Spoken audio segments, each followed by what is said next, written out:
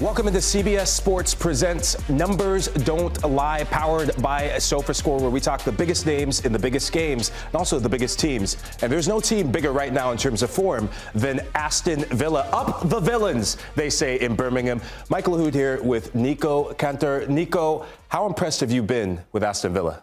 Pretty impressed. I mean, consider their start to the Premier League season, and let's erase that start. So let's imagine the Premier League started on match day 6.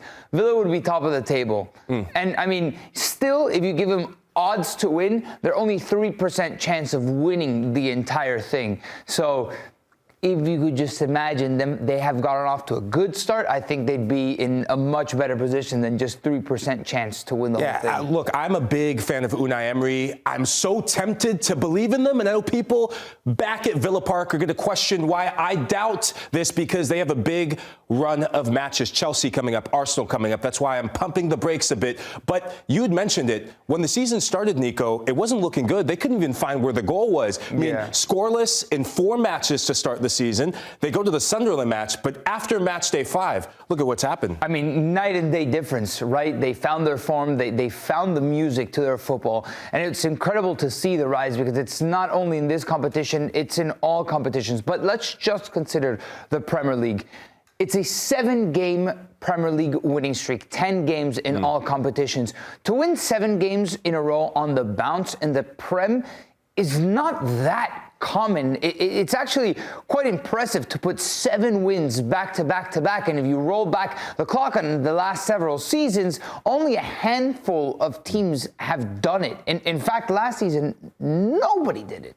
Yeah, it's incredible to see the company now you start getting into when you're putting win streaks together. Anytime you're in the company of Manchester City, that usually means trophies, Premier League trophies. Arsenal have gotten so close. Liverpool, we know what happened that season. Injuries wiped out what it could have been something very special. Now, for Aston Villa, should they keep this up? Are they Premier League title contenders? Oh, it's a really good question. I think it's between Arsenal and Manchester City. Still, there's one glaring stat, and it's this one. Aston Villa is second on XG over performance, right? They're scoring more goals than they're expected to. Manchester City's on here, but the caveat is that they have a freak XG over performer, which is Haaland. And Haaland is probably responsible for a massive amount of this. I know that I can deposit a lot of faith in Haaland scoring more goals than he's supposed to.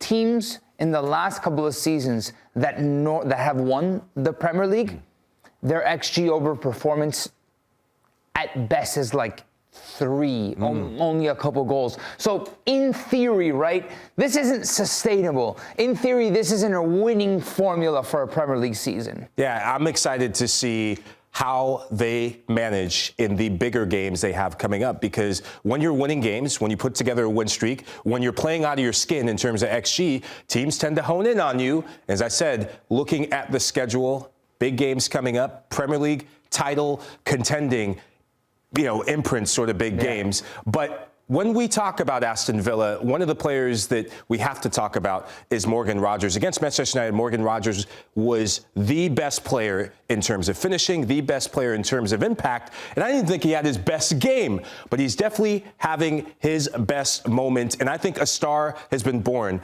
at Villa Park, and a star turned into potentially a global star. We think of Morgan Rogers. And the numbers definitely don't lie. His 2 goals were worldy strikes, but look at the expected goals. Very, very difficult to do what he did with .065. I mean, 7 shots, 3 on target, led the way for Aston Villa. But Nico, when we look at Morgan Rogers, what is your thoughts on him about where the ceiling is, given what he's already done? I mean, like you say, it wasn't his best game, but I think this is going to be like the poster of Morgan Rogers' 2005-2026 season. We're going to be showing those goals against Manchester United a lot. You saw the heat map there, and it wasn't like Aston Villa played the greatest game in this win streak. Actually, they were all right. I think they actually could have been a little bit better, but this guy has been key in this run. You look at his goal involvements, they've been pretty important, and it's funny because in not his best game, he got his best goals. So I don't think that one game is representative of how good he's been this beyond the goal involvement. And so he's been an absolute heater. We see contributed to 9 goals in this win streak, but he has to be in the conversation for Premier League Player of the Season if Aston Villa were to win the Premier League title. No, we're going to see the numbers that back it up of what he's turning water into wine right now, because when you look at overperforming your XG, Nico, he's top of the list. Now, I know Richarlison, who scores worldies of his own, is right up there, but Ekitike, a good player. These two for Manchester City, a big reason why City have turned it around. Yeah, definitely. And now my question is Morgan Rogers good enough to sustain this? Is he good enough to score goals that he's not supposed to score for the entire Premier League season? And it's so much so it's incredible. It's like almost like Harry Kane numbers. Again, I know Harry Kane can overperform his XG because he's that good, right? I know Haaland can do it. I was actually surprised that Phil Foden is right there neck and neck with Haaland for XG overperformers, but this is in the top 5 leagues. He just sits behind Harry Kane. So if Villa are to be title contenders, like you say, Lahoud, Morgan Rogers needs to sustain this or have a partner that's able to be at his level in terms of goal scoring, because Ollie Watkins hasn't been it. Yeah. Is it going to be someone that they're going to go get in the winter transfer window? I don't know, but they're on to something. I can't write them. I can't write them off. I see how they're playing. I mean, they're on a 10-game win streak. Of course, I'm not going to write them off. Yeah. But there's something in my mind that tells me it's great, but it's not enough just yet. Well, we're going to get into the meat of the conversation, why everyone is tuning into this, because Villa is one thing, but we have to project to the big dance coming up, the World Cup next summer, and we have to talk about England. So I'm going to tee up this. Is Morgan Rogers good enough with what he's doing right now to start for England over Jude Bellingham? Ooh. If you had to say right now because of form, yes, of course, Morgan Rogers, I would play him right now, but it's not about right now. It's about who you trust in the biggest moment for your national team. And although Morgan Rogers is hot at the moment, Jude Bellingham has a wealth of experience. He's a player that attributes so many facets of his game to the successes of his teams. He's a natural-born leader. So if you ask me for my opinion, Jude Bellingham would be my pick to start at the World Cup. But obviously, Morgan Rogers gives you something different, and at the moment, it feels like he's the trendy man to pick for Tuchel's squad in a starting 11. Yeah, I'm a big fan of Morgan Rogers, and for all the intangibles that you give Jude, I think having the manager's trust, and I remember this as a player, you're only as good as a manager that trusts you. And given some of his performances, and these are good companies. Marcus Rashford's having an excellent season with Barcelona. Yeah. He's having a better season in terms of what he's done recently.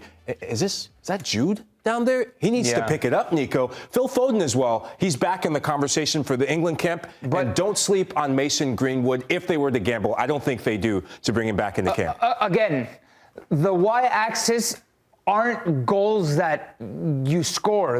I mean, if we're really looking at just goals and assists, they're almost at the same level, right? He's just overperforming those goals. So it's not like he's lacking Jude Bellingham. And beyond goals and assists, I do think that he gives you many intangibles in leadership qualities that you want on a national team. So at the end of the day, we've given where we stand, but we want to turn it over to you guys. You tell us who should start for England next summer, Morgan Rogers or Jude Bellingham. And always remember, the numbers as you see never lie.